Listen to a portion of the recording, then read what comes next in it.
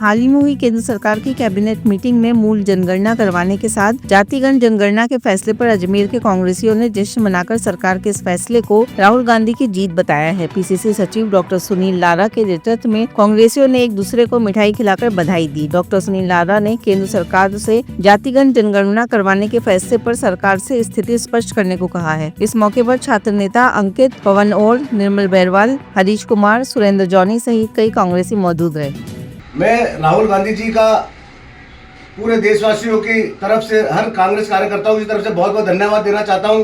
जिस तरह से राहुल गांधी जी संसद से लेकर सड़क तक एक ही आवाज़ उठा रहे थे कि देश में जातिगत गणना होनी चाहिए, जातिगत गणना होनी चाहिए। और मैं जिस तरह से प्रधानमंत्री जी नरेंद्र मोदी जी की सरकार ने आज कल ये ऐतिहासिक फैसला लिया कि देश में जातिगत गणना होनी चाहिए, मैं इस फैसले का स्वागत करता हूं। लेकिन साथ ही प्रधानमंत्री नरेंद्र मोदी जी से ये कहना चाहता हूं कि आप जातिगत गणना की स्थिति स्पष्ट करें कि आप कब से कराएंगे और कब तक ये जातिगत गणना खत्म कर देंगे।